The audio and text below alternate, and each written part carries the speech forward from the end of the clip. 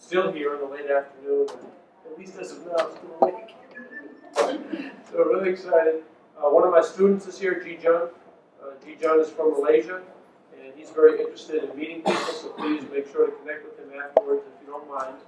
And I'm really excited as well because we're talking about doing investigative work in a couple of different ways, and doing it with Steve Beatty from the Lens in New Orleans, which did just a tremendous project that I really admired last year, and has done other stuff before that.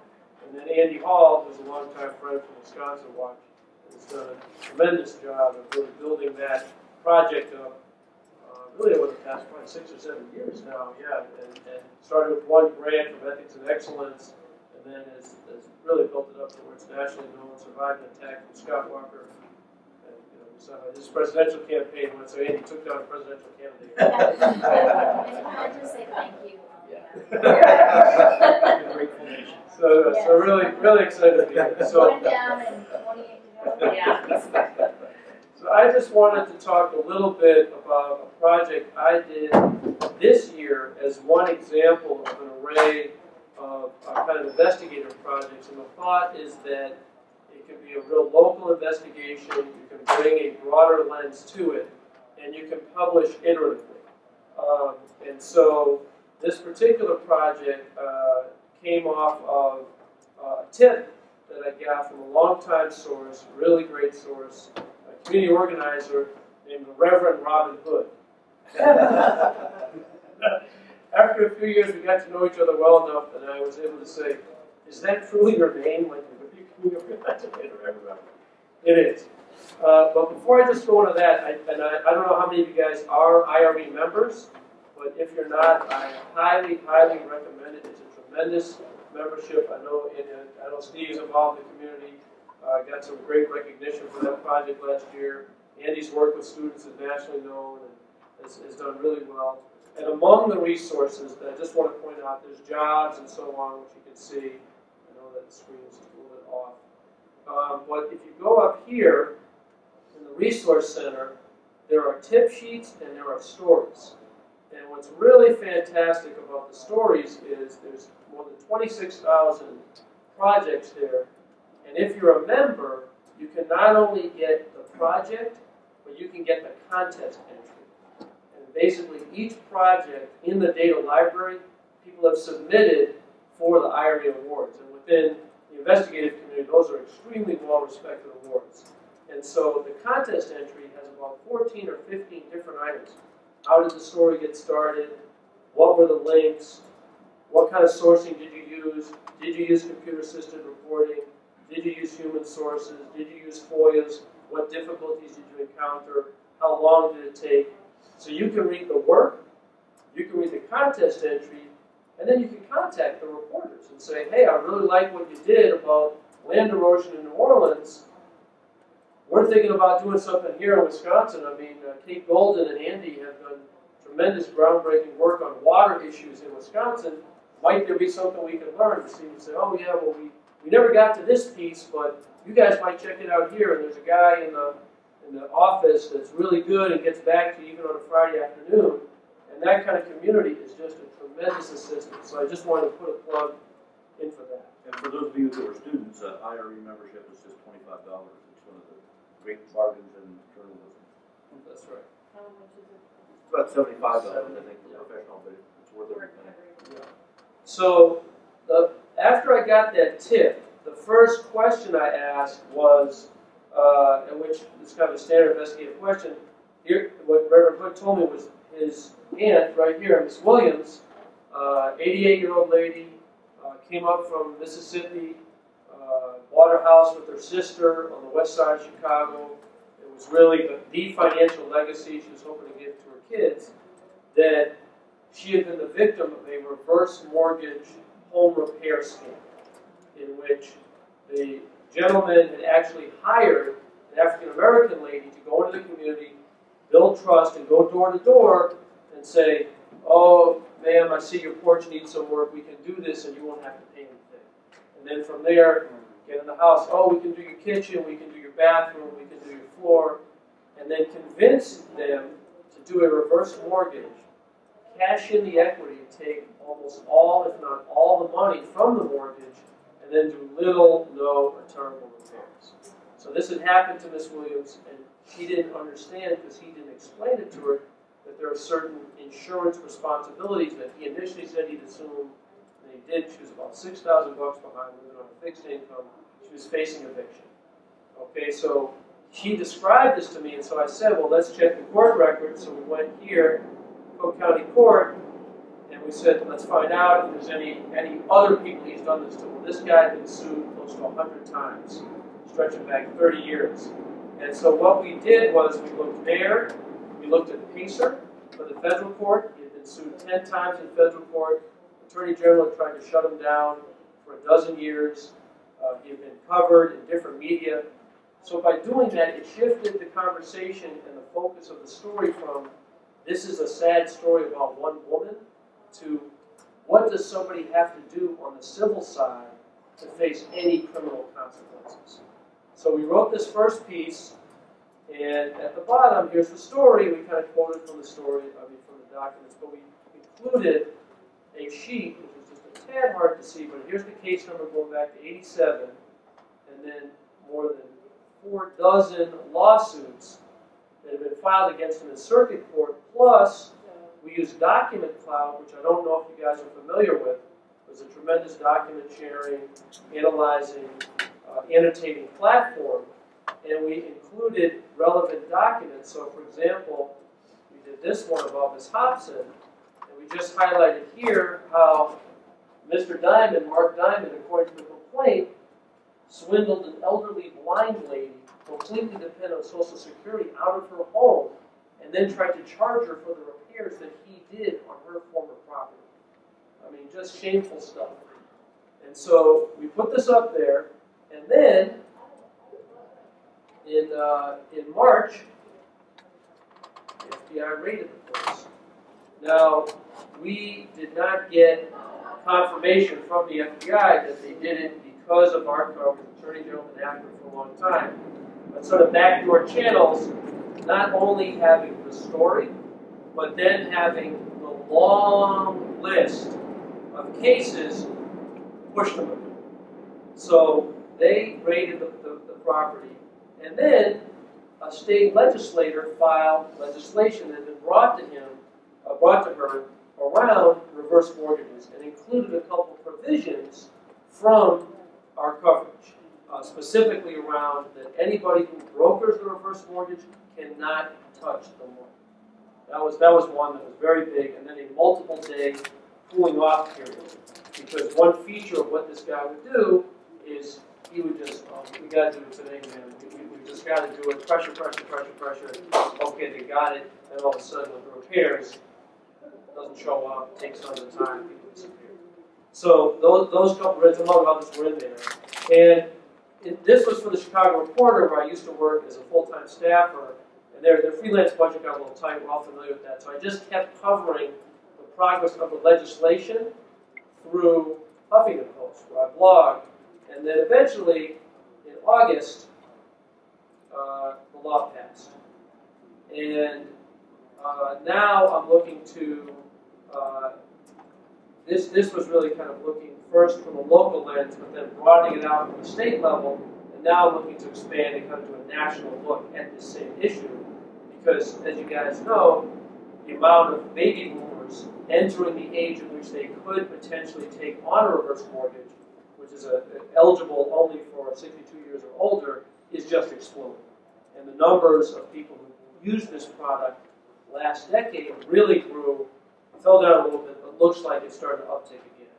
So I just offer this, and I'll stop and turn it over to either Steve or Andy, but I just offer this to say that I think sometimes there could be a thought that investigative projects have to be 3 months, you have to shut down doing everything else, and you have to kind of go down the rabbit hole to do that. And I just offer this as an example of an iteratively published investigative piece that really started with what all of us do, which is report locally and have trusted sources.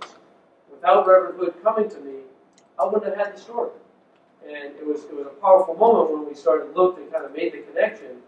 And one thing, in Michigan State Senator calling a hearing. One thing that was very powerful to me was that after he got going with the advocacy, the lawyer from the mortgage broker, Mark Diamond, called him and basically said, "We can make this go away for your aunt."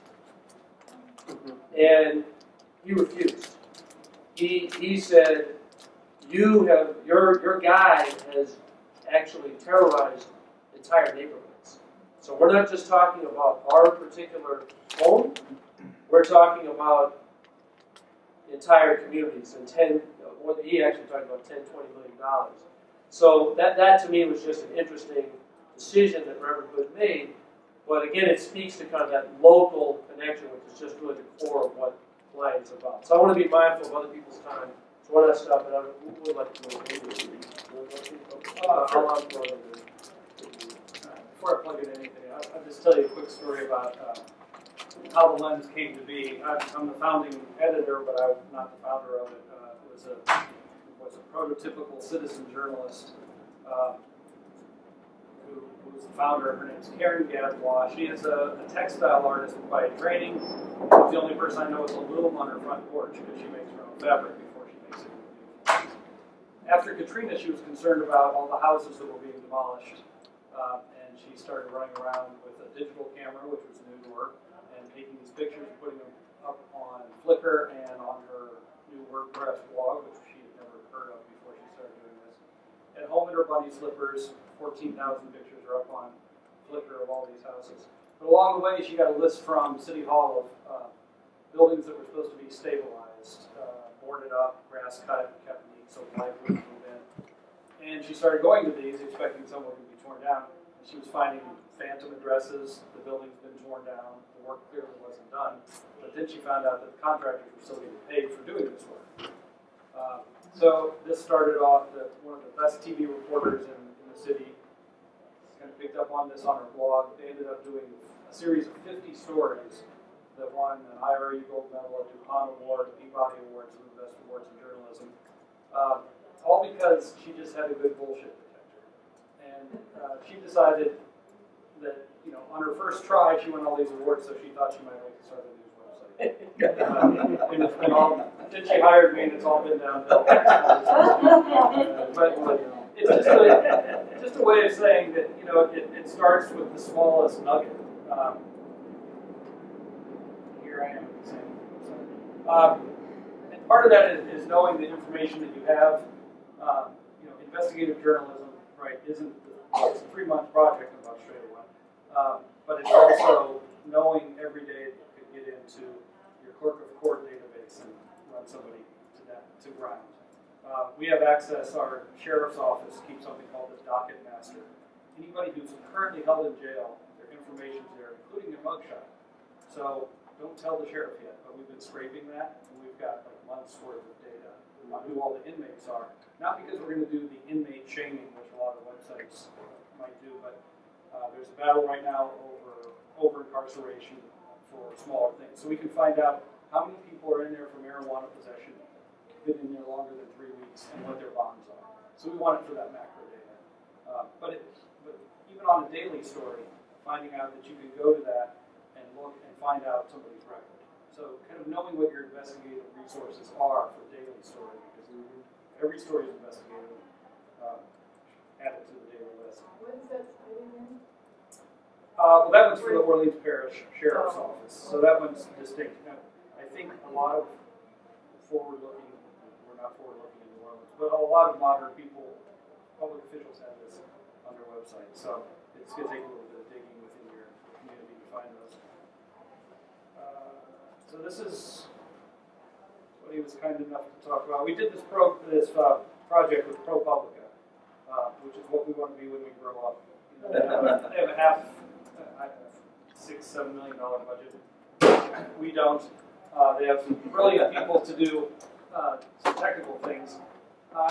We know our way around the computer, but what we had to offer was on the ground, in the marsh, reporting.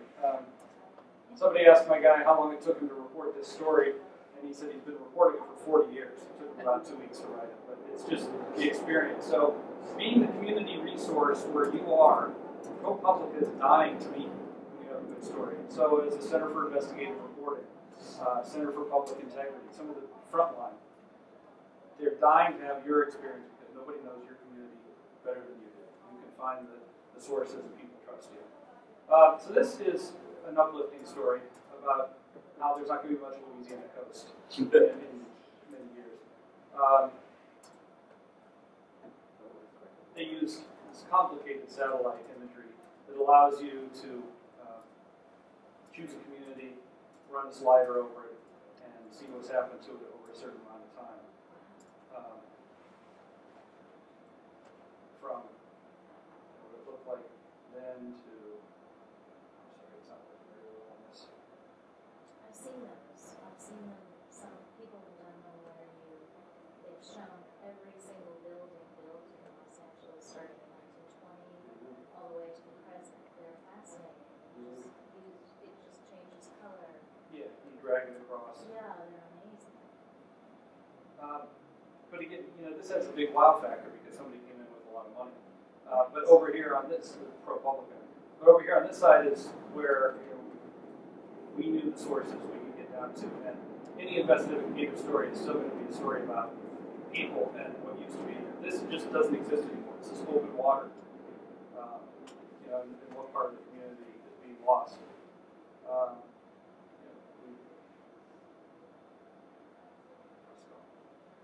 We were able to get audio in here so you can hear this guy talk as he describes it along with seeing these things. I won't bore you with that. But if you go to ProPublica and search for Losing Ground, there was a companion piece that came out a few months after that called Louisiana's Moonshot because they're saying it's going to take that kind of national effort behind the space race to save the Louisiana coast. $50 billion is the conservative price just to stabilize what's already lost, not to put it back. Skipping to another subject real quick, but Katrina related. We did this story with Slate, and all they did was pay us a few $100s because we weren't sure how it was going to turn out, and it turned out to be hundreds of thousands of hits on their site. But this is kind of a fact check we've seen elsewhere that PolitiFact or others have done, where we took 6 different things that are still being repeated after 10 years.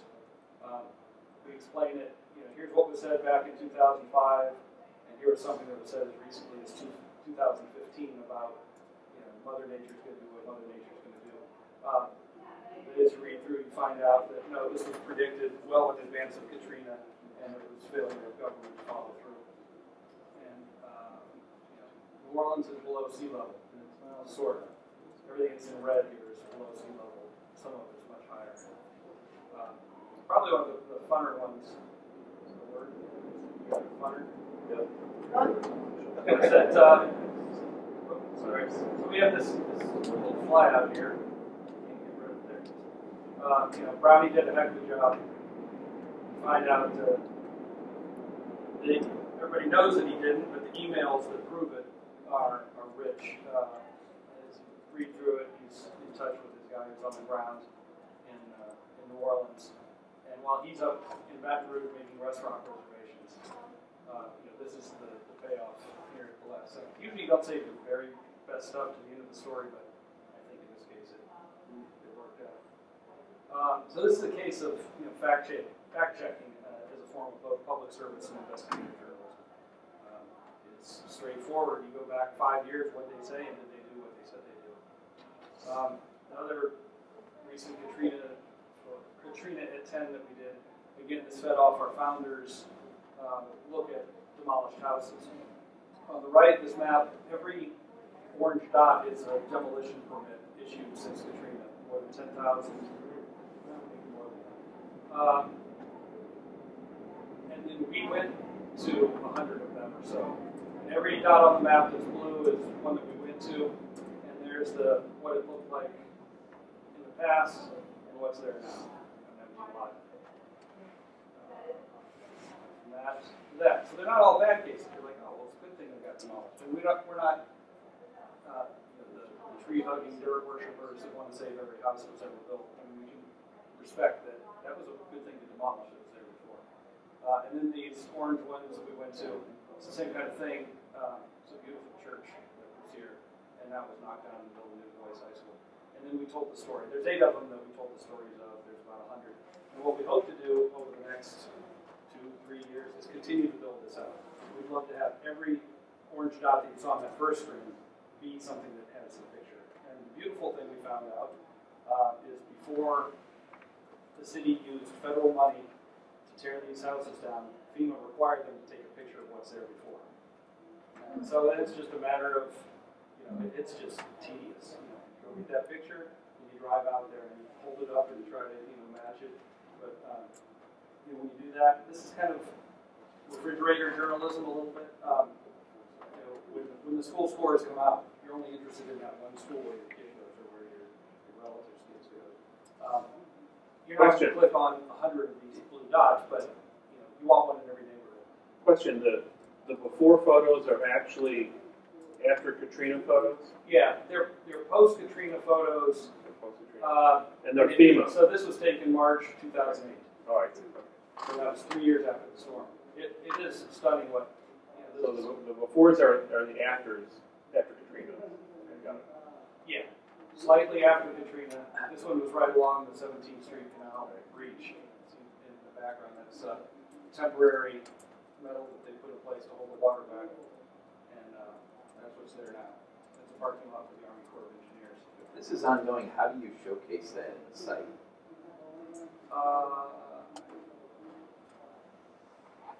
We've got a spot for kind of our most recent big deal story. It's down here under investigations.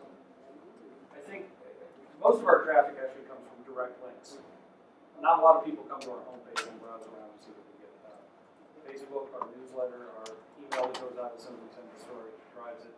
So I think our homepage is attractive enough, but it's not anything that we really push.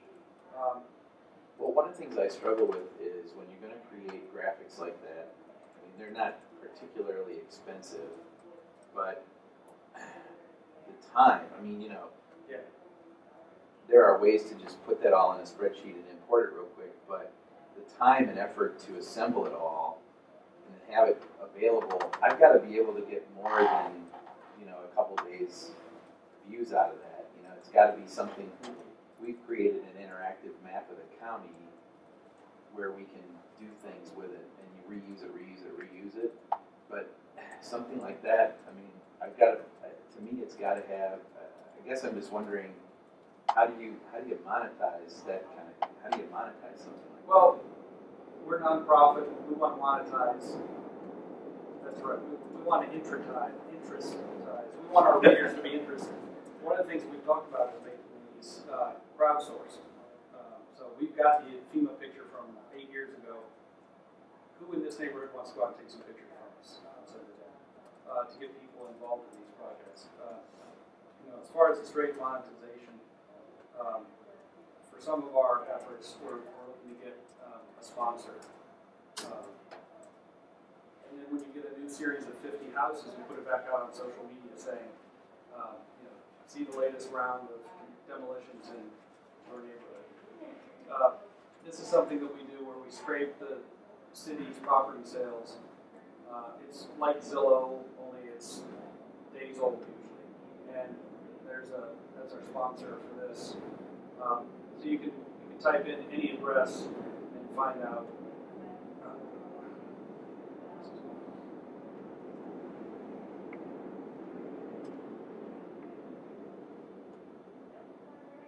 95 Versailles Boulevard.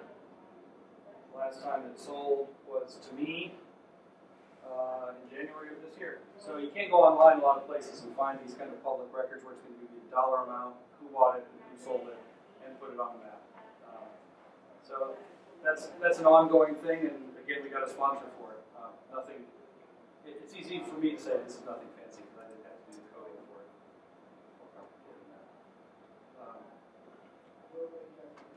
My main, to reiterate, it's just every day you can use something that an investigation would use from us. It's the knowing that if you go to IRE, you can get the flight maintenance records of a plane that just crashed in your neighborhood if you know the tail number.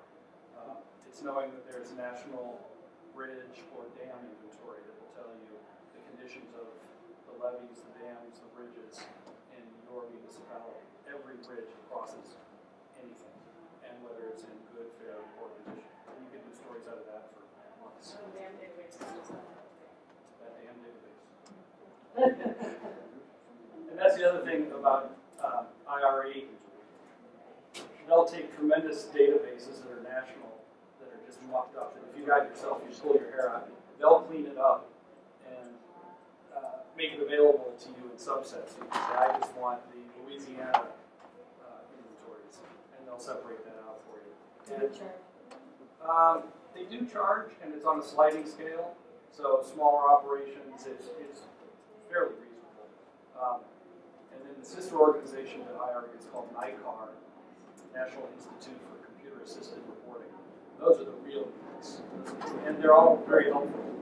You can call them up and say, I need the code to do this particular thing, and they'll work on it for you if they have time.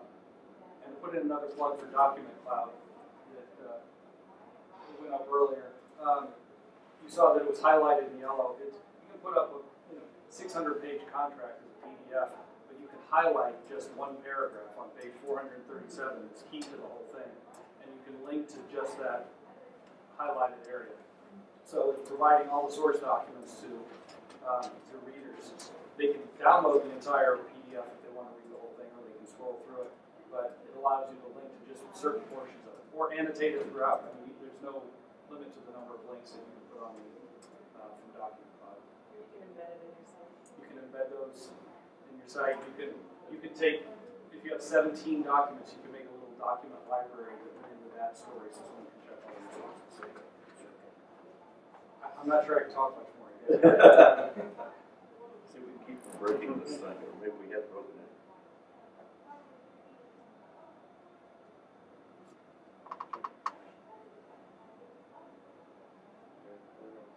All right.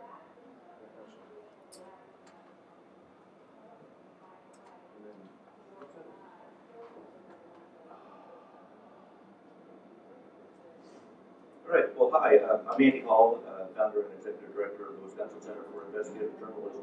I was curious, how many of you in your organizations currently are in places where the primary focus of your organization is doing investigative stories?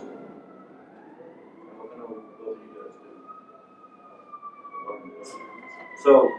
So I'm taking it you're here because you want to learn something maybe about how to do investigative stuff and how to figure out what is an investigative story? Yes. Okay. How to do it better, how to do it easiest, the quickest, so that, I mean, Better, I know that's quicker, not, and easier. That's okay. How many days do we have? No, that's great though. I mean, that's. But also smarter, so when you just have a new city councilman who's made promises that they sort of know privately can't keep, and he's kind of waiting for the evidence to build up and trying to figure out a good way to employees to do that. They're responsible. Okay. Okay, perfect. All right, so what I'll do just very quickly is talk about a couple of the stories we've done in Wisconsin, and then talk about how we go about, shaping coverage and figuring out which things to go after and how to do that. And then maybe have a discussion with the time we have. They said we have till 5:40. First of all, we're guided by these values that are here on the screen. I think you can somewhat see them. Protect the vulnerable, expose wrongdoing, seek solutions. It really helps to have some pillars to go off of. Investigative reporting, we like the expansive definition of it that appears in the Reporter's Handbook, which is published by IRE. IRE should have paid us to do this. But the definition is basically, it's reporting based on a journalist's own initiative. And it has to be on matters of community importance. In other words, like celebrity news coverage probably doesn't qualify. Independence of the journalist is an essential element of investigative journalism. In some cases, there's an element of resistance. Somebody doesn't want you to get the story. But if it so turns out you're good at persuading people to give you the stuff, it's still investigative journalism. But it has to be independent and it has to be important. And it helps to, first of all, know what obviously your readers care about. In Wisconsin recently, they've been caring about this guy named Scott Walker. So we've done a lot of stories looking into his track record in our state. And as Jeff and Steve have already mentioned, nobody knows your state, your community like you do. And outside news organizations can parachute in, but nobody else is going to have that depth of knowledge. One thing that's really essential in investigative journalism is to first know how are things supposed to work, and then figure out how are they actually working. Usually if you can find a big difference between how they're supposed to work and how they're actually working, you've got a great investigative story. So it's really important to understand the system. So for example, in the Scott Walker story, the reporters, my wife Dee and one of our paid student interns, dug into these records at the Wisconsin Economic Development Corporation and got a hold of the contracts using the open records law. So it's really important to use your open records law very aggressively. If you can, find some pro bono legal help. There are lawyers out there who will help, often through a Freedom of Information Council, those are active in many states. Also, you can contact the Reporters Committee for Freedom of the Press in Washington, D.C., and they will help you with a lot of state as well as federal issues. And then, when you can, string together the question came up before, okay, how do you kind of keep this stuff alive after the one story runs? If you can, string the coverage together like we were able to do here. Kate Golden on our staff had a good idea of taking a look at all of our Scott Walker coverage, since that's what people around the country were asking about. And so we put a tag on all the coverage, and we called it Scott Walker's Wisconsin. And our coverage going back to 2011 when he was elected governor, it hadn't been envisioned as a series at the time, but it became a great, easy to access archive to be able to pull together all of these stories in an easy to access format, so that people can come in and see the coverage we've done about the effects of his policies on the environment, campaign finance stories, the questions about job creation, and the fairly dismal track record in job creation, and it was very little additional work and expense for us. We were able to basically repurpose a lot of the content that we had been producing. When it comes to figuring out, well, which stories to look at, because I'm sure those of you who are working in newsrooms, you're probably getting some tips, right, coming in via email or from sources, or you have ideas yourselves, and you're trying to figure out which tips to go after. A few of the guideposts that we use at the Wisconsin Center for Investigative Journalism. First of all, the thing that I mentioned before are guiding values at the top of our nameplate. Protect the vulnerable, expose wrongdoing, and seek solutions. But then, to really get more specific, we do a couple of additional things. One is we go back to what we say our mission is, and we have a twofold mission. And I hope your organizations have some kind of a mission statement. If you don't, it'd be good to develop that. Ours is to increase the quality and quantity of investigative journalism in Wisconsin, while also training and educating the current and future generations of investigative journalists. So we think through when we get a story tip, would this tip be aligned with either or both parts of that mission? And you notice I said increase the quality and quantity of investigative journalism. We didn't say we have to publish it all. So sometimes it's a W for us if we can pass the tip along to somebody else, or if we can collaborate. Leverage other people's resources is another way to think of collaboration. Get them to do something with you or for you. You can come out way ahead. So think about opportunities for the collaboration. Then think about, well, what issues do we or do we not cover? And some speaker earlier today mentioned it's really essential to think about what is your news organization, what does it do and what does it not do? This is really important on investigative stories because some of these stories could potentially take you many days, weeks, or even months to execute. So it's potentially a big investment of resources. So what we say in Wisconsin is we examine government integrity and quality of life issues of importance to people in Wisconsin. And then we further say quality of life issues for us include things like economic stories, education, the environment, health issues, and the justice system. And so we use those as guideposts when we're thinking it through.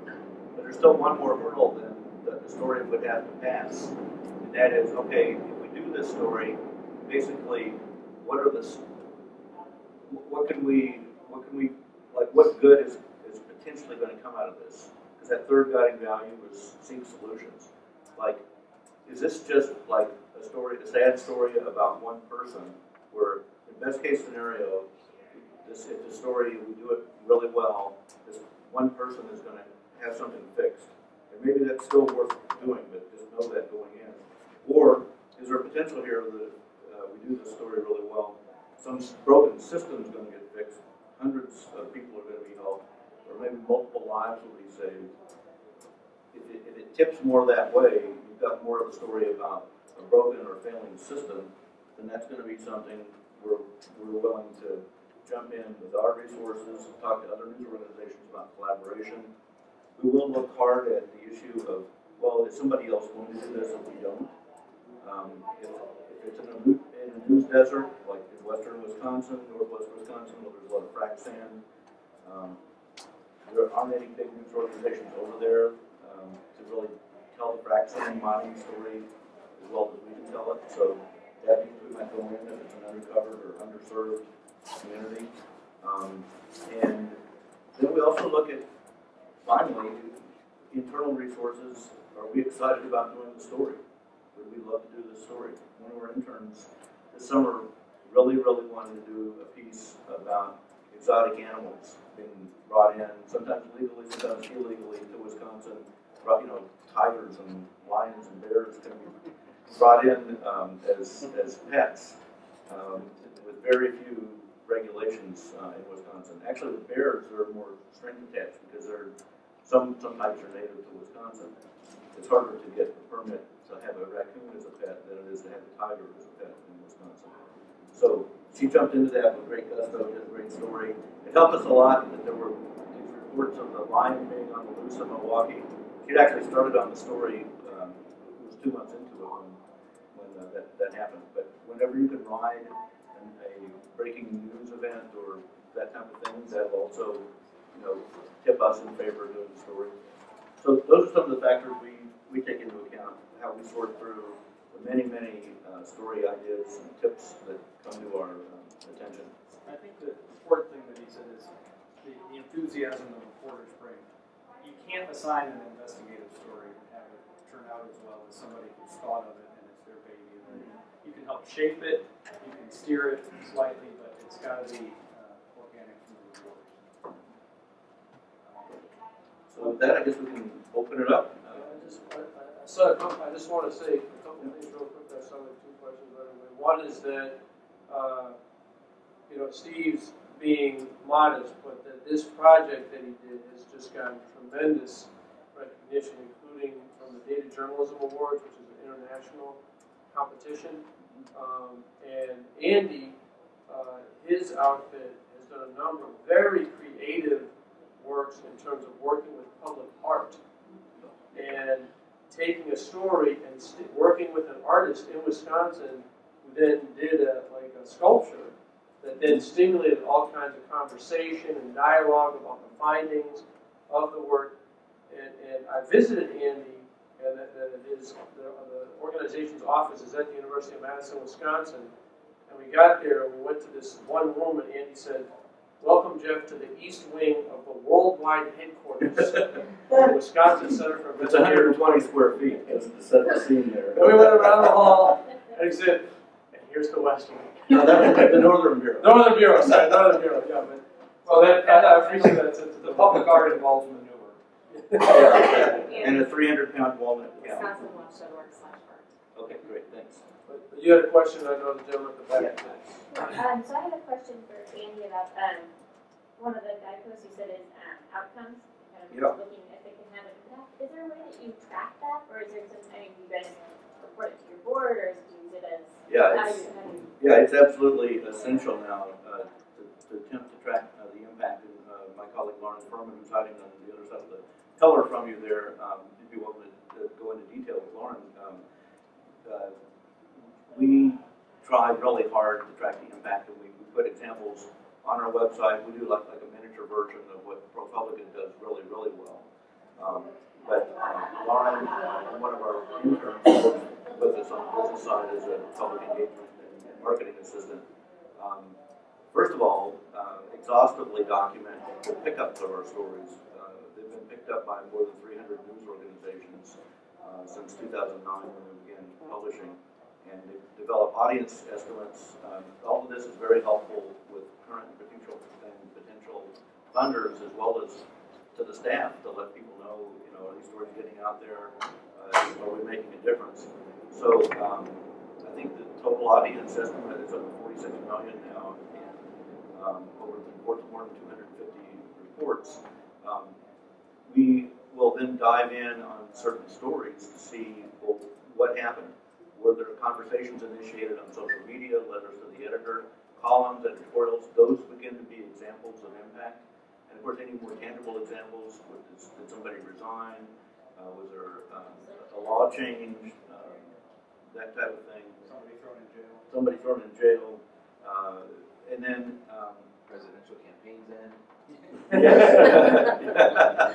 mean, it's rare to have somebody say, because this was published in the Lens, we're not going to do this. right. So that connective tissue isn't there. So we have to tell people it's there when we send out fundraising notes. We have to get them this close to each other and let people know. We did this story, and somehow a week later this happened. You figure it out for yourselves. So here you're looking at Ms. Patty Brown. She weighs close to 300 pounds, made out of walnut. She's life-size. This has been in my living room for more than a year now. And Lauren and the artist and Kate Golden, our multimedia director, and I traveled the state for 1,000 miles, 7 cities in 7 days earlier this year, and with 3 other sculptures besides Ms. Brown. But we had to tow her in a U-Haul. And we went to art museums and libraries and even a distillery to talk to the public about some of these water quality issues. And Kate's environmental journalism had inspired the art. So it was a cool thing, and we did meet a lot of new people. We'll find out in the coming months, as we sell these things off, how does it work out financially. We were able to do it through an innovation grant from the Knight Foundation. So what If you things can't off? tell, it's the south end of the north. Yeah. Yeah, that's not the Northern Bureau. That's a Southern Bureau. The Southern Bureau. What are you selling? We're selling Ms. Patty Brown, as well as the other sculptures, like this beautiful piece here looks at climate change and visually represents the fact we're going to lose 90% of the trout habitat in Wisconsin in the next 30 or so years because of global warming and climate change. So yeah, it's all 4 pieces. There's another one that looks at water contamination. The cool thing is they're beautiful sculptures. They're very alluring if you want to look at them, but they're forcing you to think about something that's actually very disquieting. What's the genesis of your organization? What Wisconsin Watch?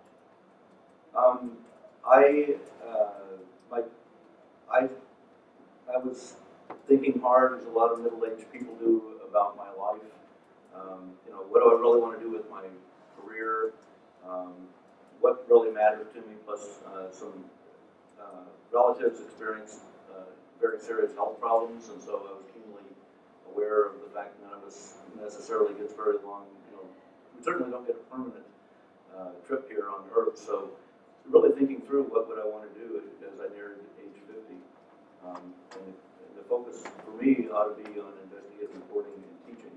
So out of that, I built a job that I would love to do very selfishly, and then try to figure out a business plan after that that would work. And 6 years later, we're still going. In the back. I have a for-profit site, and one of the things that we see over and over again that's really strongly encouraged us into this area, we refer to it internally as enterprise type stuff. The numbers just go through the roof when we do this stuff. It's original, nobody else is doing it, and subsequently I think the audience fails to be diluted, and so we get this massive, spike out of it, and the problem is then you have to keep feeding that spike monster. But I have several people who've embraced the idea. It fits with our mission to be a force for quality of life in our community, and we've landed on 4 or 5 different areas where it's just a no-brainer. We get huge numbers anytime we do it. And but several of our people are running into I don't know a better way to put it. They're running into a middle boy network in the government, and particularly in the schools and at the county level. And they're getting pushed around, they're getting intimidated. We were verbally scolded at a public meeting in front of other media the other day. Yeah, And they all came back panicked about it. I said, I just was like, good job, guys, let's do it again. How can we get in trouble next week? Yes. But I've had one person quit over it because she just couldn't deal with that. She just she couldn't deal with the idea that somebody was mad at her. And but I have several who've really stuck with the tact, and they're coming up with some really great stuff, and people are starting to come to us now, probably way more than we can handle with things that they want us to look into. What would you advise people who are encountering, resistance? People refuse to talk. They refuse to answer a question. They're clearly covering, for the network, if you will. And how do you advise? I have a couple of young people. I have, that I really sometimes feel like I struggle to give them useful advice on how to persist in these situations. Well, I think it's a really important question, and I think that the fact, as Steve was kind of clapping, the fact that you're getting that response shows that you actually are digging into some things that people don't want uncovered, and ultimately that's advancing the mission of the organization and contributing public service to the community, so that's a good thing. Andy's outfit is known nationally for working very well with student journalists and kind of bringing them along, immersing them in the investigative process. And more generally, I also just wanted to mention right here the NICAR L. And this is the National Institute of Computer Assisted Reporting listserv, which is just on all the time. So here's just one example from yesterday that a guy put out, Joshua Hatch, put out a question about SQL, and he puts it out, if I remember correctly, shortly after noon, and then 15 people respond. So this guy responds, Brian Bowling 3 minutes later, and then Dan Wynn, who's a real ace, teaching out at Stanford, responds, and then she asks, and then Josh comes back. And so the point of this is just to say that the NICAR L is a tremendous resource that allows reporters of all different levels of experience, managers of all different levels of experience, to just put it out there and get support. And there's no bad questions. People respond all the time, and almost guaranteed whatever issue specifically around what's causing the resistance, other folks have confronted that as well. So it can be a real good place for the reporters and perhaps for you as a manager to get that kind of support. So that's just a tremendous resource that comes with IRB. I find even though they have formal training, they don't always understand their rights and what they can ask for and what, especially in situations with elected officials and the bureaucracy, what you know, what can and can't they go in and ask for, and what do they have a right to and not have a right to, and what's reasonable. Which state are you in? Tennessee. So, yeah, I would definitely, in addition to the great suggestions regarding IRE, check and see if you have a state freedom of information council. That's another source of expertise and support. Even the local society of SPJ can also be a really good place to get that kind of help. And I mentioned earlier, the Reporters Committee for the Freedom of the Press, Yeah. they have a layman's rewrite of every state's public records and open meetings law. So somebody fresh who doesn't know their rights should be able to read through that. And there are foundations that have paid the Reporters Committee for the Freedom of the Press to provide pro bono advice, not necessarily filing the briefs to go into court, but they're there. They have a 24-hour hotline. That's usually if your reporter goes to jail. You need some help to get them out, which can happen. But that's a great resource. The other thing I was just We get the hook. No, take your time to wrap up with the open bar stuff. The other thing I was just going to add real quick, and then we'll get your question, is that I used to be at the Chicago Reporter. One thing they did was when a public official tried to charge just an outrageous amount of money for court records, they made that part of the story. And they put it on the site and said, this is what they're telling us, can you help us raise money, what do you think about it? And kind of that public taking it out of just the dynamic between the two. I think we've been too hesitant. It kind of shamed this guy. He backed off and gave it to him for free. Yeah. So I think I'm asking a very similar question because I'm in California, the website that I'm involved in, and we have a content director who is from the town. He's the high school journalism teacher, and he wants to stay in town. He doesn't want any problems. He likes his house. And so I have been working on finding people in my outer edges of my county who maybe don't live in the county but live close by, who could maybe handle deeper stories.